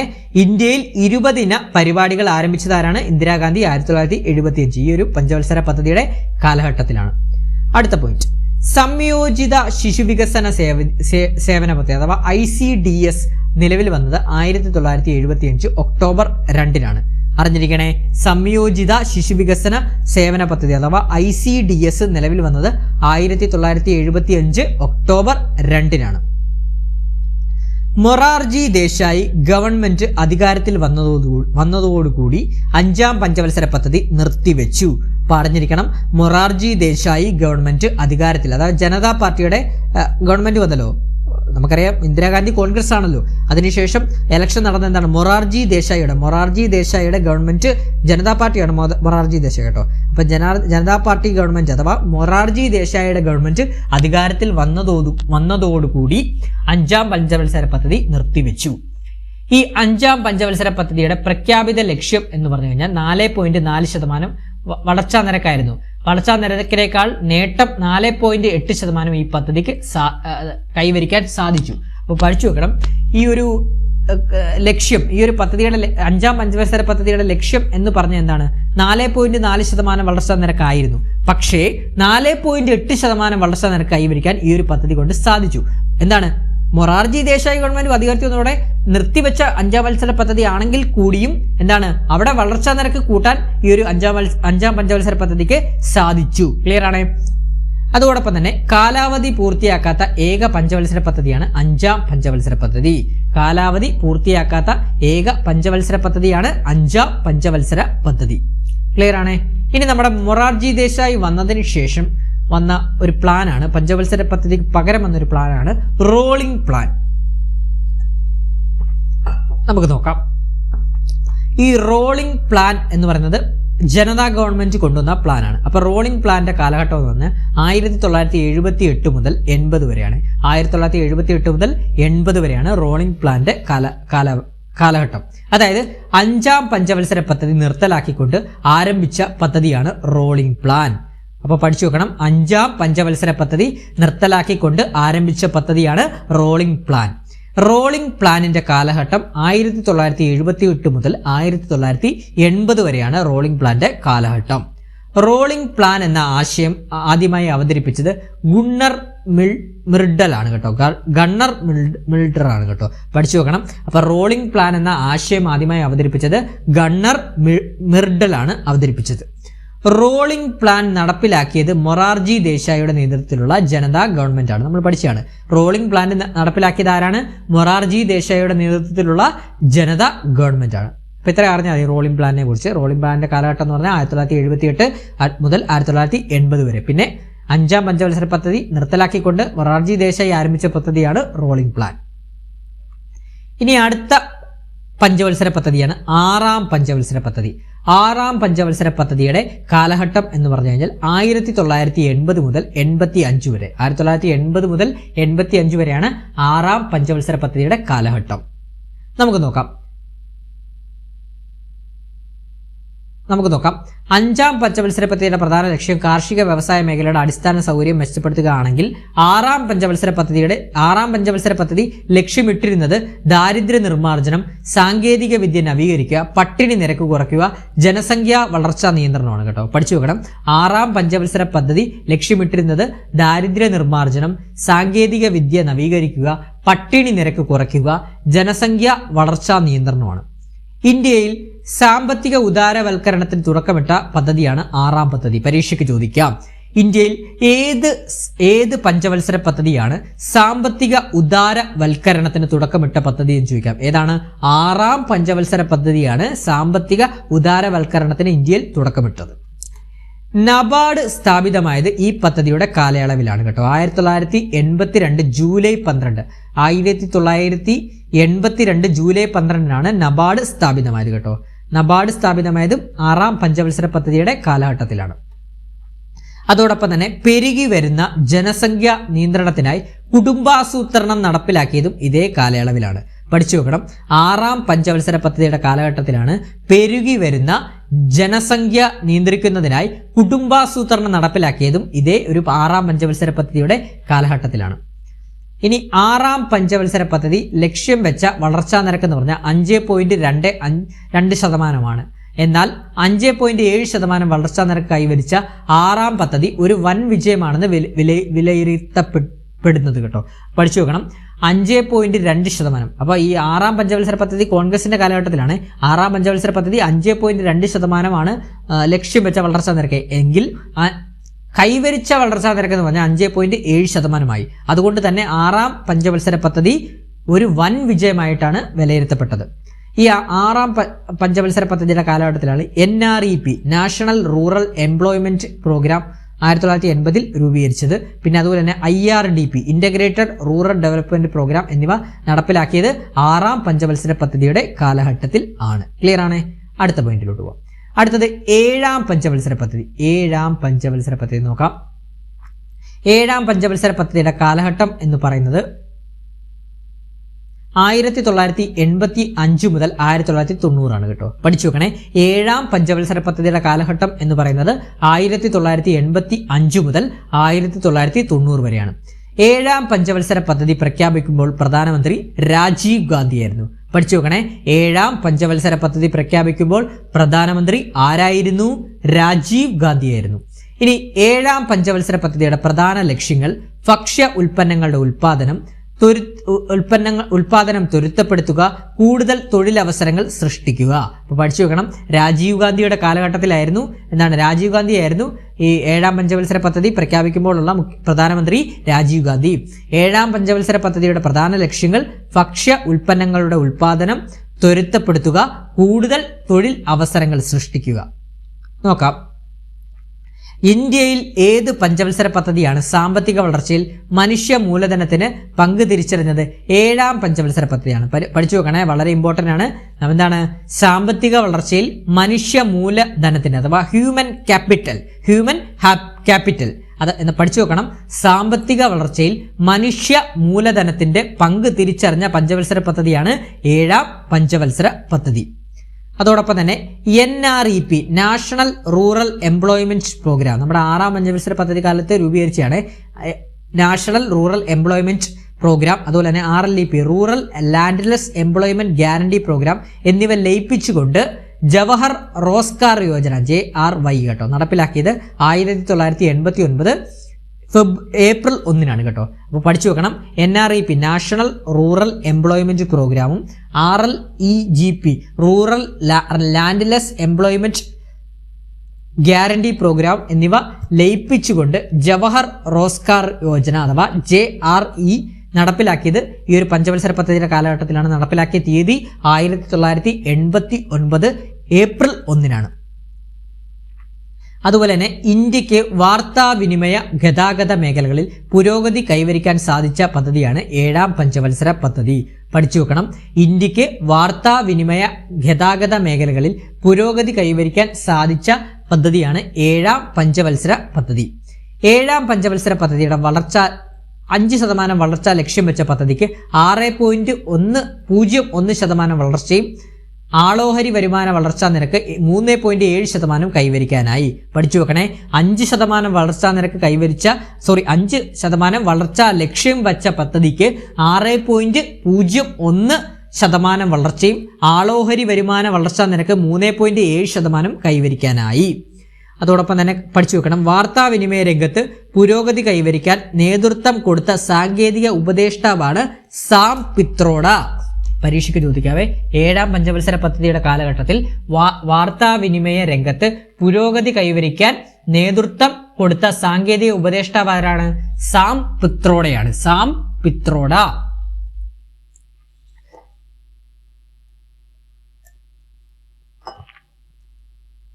അടുത്തത് വാർഷിക പദ്ധതിയാണ് കേട്ടോ. 1990 മുതൽ 92 വരെ വാർഷിക പദ്ധതിയാണ് നടപ്പിലാക്കിയത്. വാർഷിക പദ്ധതി വാർഷിക പദ്ധതി 1990 മുതൽ 92 വരെ. അതായത് 7ാം പഞ്ചവത്സര പദ്ധതിക്കും 8ാം പഞ്ചവത്സര പദ്ധതിക്കും ഇടയിൽ വാർഷിക പദ്ധതി അഥവാ ആനുവൽ പ്ലാൻ നടപ്പിലാക്കിയത് 1990 മുതൽ 92 വരെയാണ്. പരീക്ഷയ്ക്ക് ചോദിക്കാതെ വളരെ ഇമ്പോർട്ടന്റ് ആണ്, പഠിച്ചു വെക്കണം. എന്താണ് 7ാം പഞ്ചവത്സര പദ്ധതിക്കും 8ാം പഞ്ചവത്സര പദ്ധതിക്കും ഇടയിൽ ആനുവൽ പ്ലാൻ അഥവാ വാർഷിക പദ്ധതി നടപ്പിലാക്കിയത് 1990 മുതൽ 92 വരെയാണ്.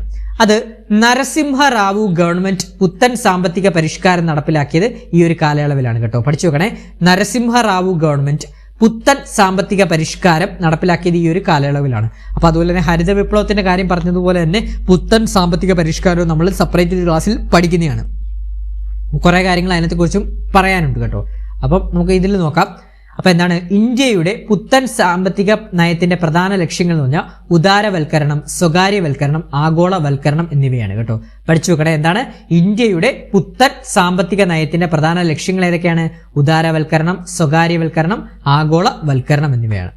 ഇന്ത്യയിലെ പുത്തൻ സാമ്പത്തിക നയത്തിന്റെ പിതാവ് PV നരസിംഹറാവു ആണ് കേട്ടോ. ഇന്ത്യയിലെ പുത്തൻ സാമ്പത്തിക നയത്തിന്റെ പിതാവ് ആരാണ്? PV നരസിംഹറാവു ആണ്. മൻമോഹൻ സിംഗ് ആയിരുന്നു ഈ സമയത്തെ ധനമന്ത്രി കേട്ടോ. നമ്മുടെ മുൻ പ്രധാനമന്ത്രി ആയിരുന്ന മൻമോഹൻ സിംഗ് ആയിരുന്നു ഈ ഒരു വാർഷിക പദ്ധതി കാലഘട്ടത്തിലെ, അതായത് പുത്തൻ സാമ്പത്തിക നയത്തിൽ ആ സമയത്തെ പ്രധാനമന്ത്രി മൻമോഹൻ സിംഗ് ആയിരുന്നു. ഇനി നമുക്ക് നോക്കാം 8ാം പഞ്ചവത്സര പദ്ധതി. 8ാം പഞ്ചവത്സര പദ്ധതി 1992 മുതൽ 97 വരെ.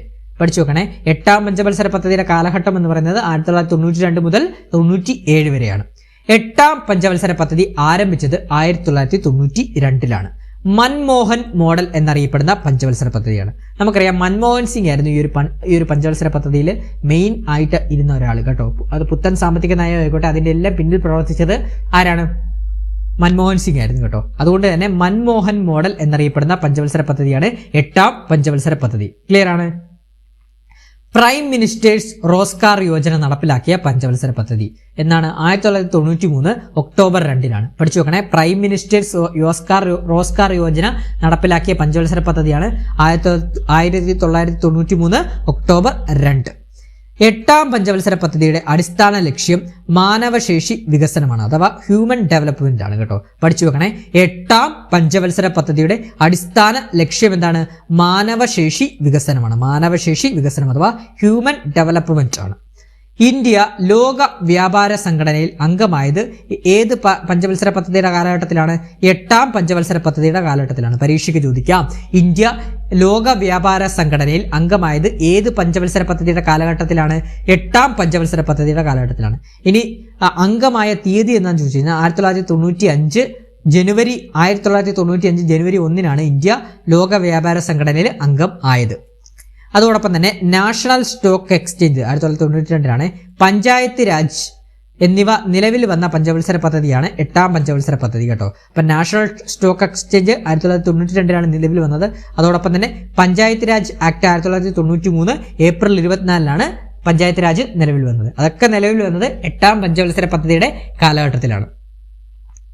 8ാം പഞ്ചവത്സര പദ്ധതി ലക്ഷ്യമിട്ട വളർച്ചാ നിരക്ക് എന്ന് പറഞ്ഞാൽ 5.6% കൈവരിച്ച വളർച്ചാ നിരക്ക് 6.8%. അപ്പൊ നല്ല ഉയർന്ന വളർച്ചാ നിരക്കാണ്. നല്ല വിജയിച്ച ഒരു പഞ്ചവത്സര പദ്ധതിയായിരുന്നു കേട്ടോ. അപ്പോൾ പഠിച്ചു നോക്കണം. 8ാം പഞ്ചവത്സര പദ്ധതി ലക്ഷ്യമിട്ട വളർച്ചാ നിരക്ക് 5.6% ആണെങ്കിൽ കൈവരിച്ചത് 6.8%. ഇനി നമുക്ക് 9ാം പഞ്ചവത്സര പദ്ധതിയിലോട്ട് പോകാം. ക്ലാസ് ഇഷ്ടപ്പെട്ടാൽ ലൈക്ക് ചെയ്യാൻ മറക്കരുതേ, അഭിപ്രായങ്ങൾ കമന്റ് ചെയ്യാനും മറക്കരുതേ.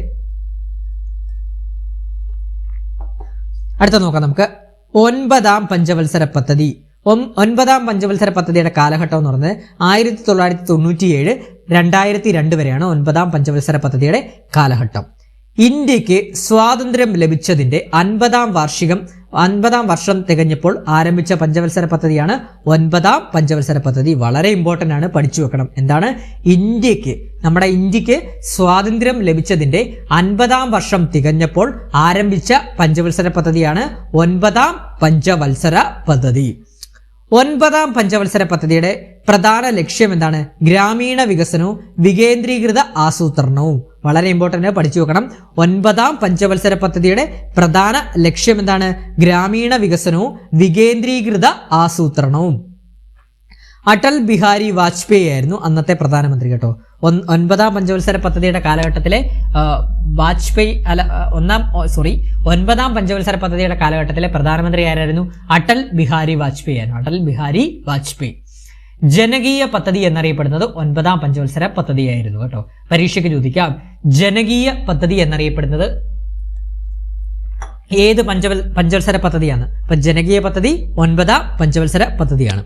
സ്ത്രീ ശാക്തീകരണം ലക്ഷ്യമിട്ട പഞ്ചവത്സര പദ്ധതിയായിരുന്നു ഒൻപതാം പഞ്ചവത്സര പദ്ധതി കേട്ടോ. സ്ത്രീ ശാക്തീകരണം ലക്ഷ്യമിട്ട പഞ്ചവത്സര പദ്ധതിയായിരുന്നു ഒൻപതാം പഞ്ചവത്സര പദ്ധതി. അതുകൊണ്ട് തന്നെയാണ് ഈ ഒൻപതാം പഞ്ചവത്സര പദ്ധതിയുടെ കാലഘട്ടത്തിലാണ് കുടുംബശ്രീ പദ്ധതി ആരംഭിച്ച പഞ്ചവത്സര പദ്ധതിയാണ് കേട്ടോ. അപ്പം സ്ത്രീ ശാക്തീകരണം ലക്ഷ്യമിട്ടുകൊണ്ട് തന്നെയാണല്ലോ കുടുംബശ്രീ പദ്ധതി ആരംഭിച്ചത്. 1998 മെയ് 17 കുടുംബശ്രീ ആരംഭിച്ചത്. അതുപോലെ തന്നെ ഒൻപതാം പഞ്ചവത്സര പദ്ധതിയുടെ പ്രധാന ലക്ഷ്യം എന്ന് പറഞ്ഞാൽ രാജ്യത്തിന്റെ സാമ്പത്തിക വളർച്ച കൂടിയായിരുന്നു കേട്ടോ. അപ്പോൾ ഒൻപതാം പഞ്ചവത്സര പദ്ധതിയുടെ പ്രധാന ലക്ഷ്യം രാജ്യത്തിന്റെ സാമ്പത്തിക വളർച്ചയാണ്. ചരിത്രപരമായ അസമത്വം അഥവാ ജാതി വിവേചനം ഇല്ലാതാക്കുന്നതിന് പരിഗണന നൽകിയ പദ്ധതിയായിരുന്നു ഒൻപതാം പദ്ധതി കേട്ടോ. പഠിച്ചു നോക്കണേ, ചരിത്രപരമായ അസമത്വം. SCRT സ്കൂൾ ടെസ്റ്റിലെ പോയിന്റാണ്, പഠിച്ചു നോക്കണം. ചരിത്രപരമായ അസമത്വം അഥവാ ജാതി വിവേചനം ഇല്ലാതാക്കുന്നതിന് പരിഗണന നൽകിയ പദ്ധതിയായിരുന്നു ഒൻപതാം പഞ്ചവത്സര പദ്ധതി. ഏത് പഞ്ചവത്സര പദ്ധതി കാലത്താണ് രണ്ടാം ആണവ പരീക്ഷണം 1998 മെയ്യിൽ ഇന്ത്യയിൽ നടന്നത്? ഒൻപതാം പഞ്ചവത്സര പദ്ധതിയുടെ കാലഘട്ടത്തിലാണ്. ഒൻപതാം പഞ്ചവത്സര പദ്ധതി ലക്ഷ്യമിട്ട വളർച്ചാ നിരക്ക് 6.5% കൈവരിച്ചത് 5.4%. അതുകൊണ്ടൊന്ന് അറിഞ്ഞിരിക്കണം. ഇനി പത്താം പഞ്ചവത്സര പദ്ധതി നമുക്ക് നോക്കാം. പത്താം പഞ്ചവത്സര പദ്ധതിയുടെ കാലഘട്ടം എന്ന് പറഞ്ഞത് 2002 മുതൽ 2007 വരെയാണ് പത്താം പഞ്ചവത്സര പദ്ധതിയുടെ കാലഘട്ടം. നോക്കാം, വാജ്പേയി സർക്കാരിന്റെ നേതൃത്വത്തിൽ ആരംഭിച്ച രണ്ടാമത്തെ പഞ്ചവത്സര പദ്ധതിയാണ് പത്താം പഞ്ചവത്സര പദ്ധതി കേട്ടോ. അപ്പോൾ അടൽ ബിഹാരി വാജ്പേയിയുടെ സർക്കാരിന്റെ നേതൃത്വത്തിൽ ആരംഭിച്ച രണ്ടാമത്തെ പഞ്ചവത്സര പദ്ധതിയാണ് നമ്മുടെ പത്താം പഞ്ചവത്സര പദ്ധതി കേട്ടോ. രാജ്യത്തിന്റെ മൂലധന നിക്ഷേപം വർദ്ധിപ്പിക്കുക എന്നതായിരുന്നു പത്താം പഞ്ചവത്സര പദ്ധതിയുടെ പ്രധാന ലക്ഷ്യം. പരീക്ഷയ്ക്ക് ചോദിക്കാം, പത്താം പഞ്ചവത്സര പദ്ധതിയുടെ പ്രധാന ലക്ഷ്യം എന്തായിരുന്നു? രാജ്യത്തിന്റെ മൂലധന നിക്ഷേപം വർദ്ധിപ്പിക്കുക എന്നതായിരുന്നു. ഒന്നാം UPA സർക്കാരിന്റെ കാലത്ത് പൂർത്തിയായ പദ്ധതിയുടെ അവസാന പകുതിയിൽ മൻമോഹൻ സിംഗ് ആയിരുന്നു പ്രധാനമന്ത്രി കേട്ടോ. അപ്പോൾ ഒന്നാം UPA സർക്കാരിന്റെ കാലത്ത് പൂർത്തിയായ പദ്ധതിയുടെ അവസാന പകുതിയിൽ മൻമോഹൻ സിംഗ് ആയിരുന്നു പ്രധാനമന്ത്രി.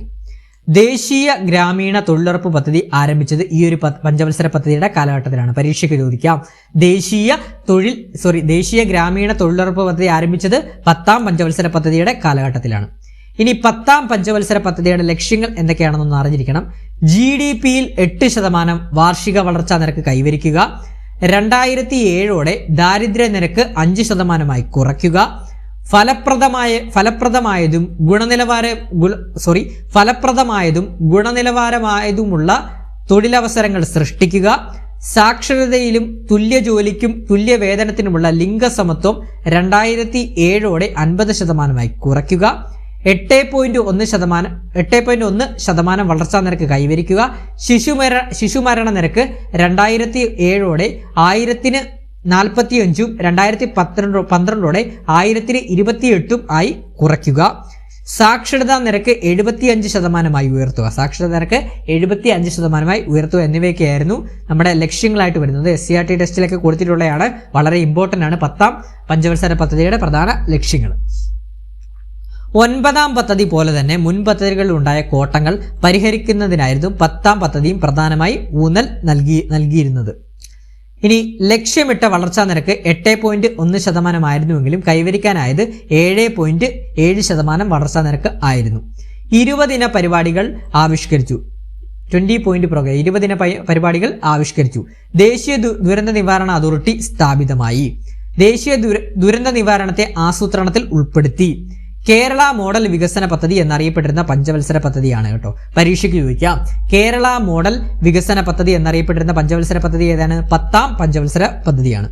പത്താം പഞ്ചവത്സര പദ്ധതി ലക്ഷ്യമിട്ട വളർച്ചാ നിരക്ക് 8.1% ആണെങ്കിൽ കൈവരിച്ചത് 7.7% മാത്രമായിരുന്നു. കേരള മോഡൽ വികസന പദ്ധതി പത്താം പഞ്ചവത്സര പദ്ധതി, മറക്കരുതേ.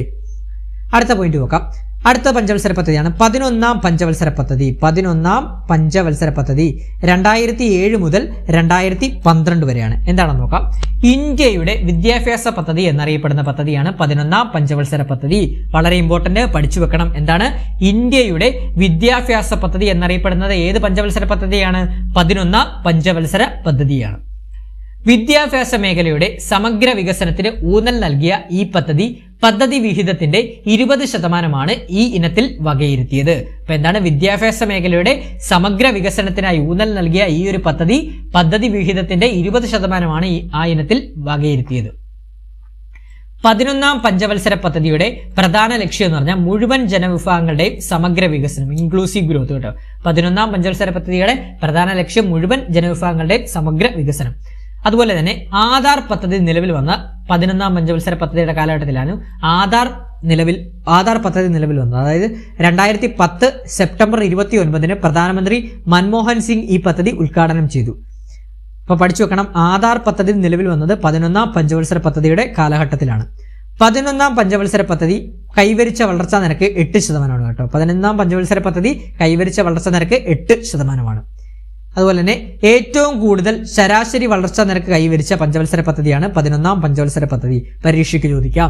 ഏറ്റവും കൂടുതൽ ശരാശരി വളർച്ചാ നിരക്ക് കൈവരിച്ച പഞ്ചവത്സര പദ്ധതി ഏതാണ്? 11ാം പഞ്ചവത്സര പദ്ധതിയാണ്. 11ാം പഞ്ചവത്സര പദ്ധതിയുടെ പ്രധാന മുദ്രാവാക്യം എന്ന് പറഞ്ഞാൽ വേഗമേറിയതും കൂടുതൽ ഉൾക്കൊള്ളുന്നതുമായ വളർച്ചയാണ് കേട്ടോ. Towards faster and more inclusive growth എന്നതായിരുന്നു. ഇനി നിങ്ങൾക്ക് ഏറ്റവും അവസാനത്തെ പഞ്ചവത്സര പദ്ധതിയാണ് 12ാം പഞ്ചവത്സര പദ്ധതി. എന്താണെന്ന് നോക്കാം. 12ാം പഞ്ചവത്സര പദ്ധതിയുടെ കാലഘട്ടം എന്ന് പറഞ്ഞാൽ 2012 മുതൽ 2017 വരെയാണ്. നോക്കാം. 12ാം പഞ്ചവത്സര പദ്ധതിയുടെ മുഖ്യ ലക്ഷ്യം എന്താണ്? സുസ്ഥിര വികസനമാണ്, അഥവാ സസ്റ്റൈനബിൾ ഡെവലപ്മെന്റ് ആണ്. പരീക്ഷയ്ക്ക് ചോദിക്കും, ഇമ്പോർട്ടന്റ് ആണ്, പഠിച്ചു വെക്കണം. എന്താണ്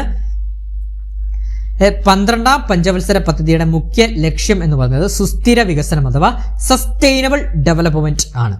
2012 ഡിസംബർ 27 ദേശീയ വികസന സമിതി അംഗീകരിച്ച വളർച്ചാ നിരക്കാണ് 8%. അപ്പൊ എന്താണ് 2012 ഡിസംബർ 27 ദേശീയ വികസന സമിതി അംഗീകരിച്ച വളർച്ചാ നിരക്കാണ് 8%. അതോടൊപ്പം തന്നെ ഈ ഒരു 12ാം പഞ്ചവത്സര പദ്ധതി കാലഘട്ടത്തിലാണ് കാർഷിക മേഖലയിലെ പ്രതീക്ഷിത വളർച്ചാ നിരക്ക് 4%. ഇനി നമ്മുടെ 12ാം പഞ്ചവത്സര പദ്ധതിയുടെ പ്രധാനപ്പെട്ട ലക്ഷ്യങ്ങൾ എന്തൊക്കെയാണെന്ന് നോക്കാം.